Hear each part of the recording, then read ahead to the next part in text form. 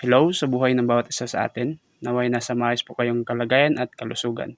At yung pagpapala ng Diyos ay patuloy po sumasa inyo. Ngunit bago ang lahat, mag-intro po muna tayo. Let's go!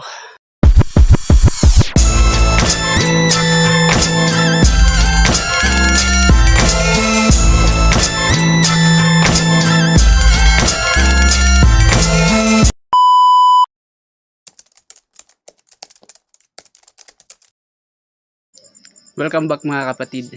Ayan po, hello sa lahat.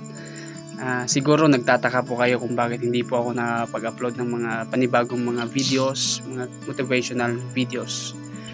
So isa po sa dahilan kung bakit hindi po ako nakapag-upload batay sa mga nakikita nyo, ako po ay nag-OJT. So limited na po yung time dahil sobrang hectic ng oras. Kaya hindi po ako nakagawa ng mga panibagong mga videos. So for how many months po talagang silent po yung channel natin.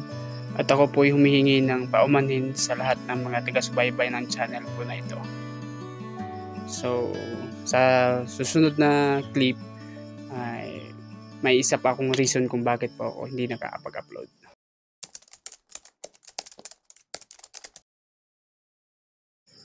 So ayun, yan na nga, base sa nakikita nyo po, yan po yung pinaka main reason po mga kapatid kung bakit hindi po ako nakakapag-upload ng mga panibagong mga videos.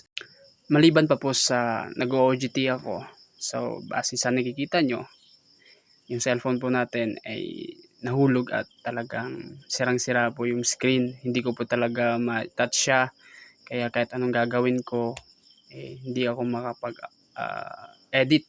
Yun nga, dahil hindi ko mabuksan-buksan. Dahil sa may mga pangailangan din po ko sa school, kaya hindi ko po may pagawa ito. Mapaayos, should I say, yung cellphone natin. So yun po yung mga reasons mga kapatid, at sana ay maintindihan at manawaan nyo po.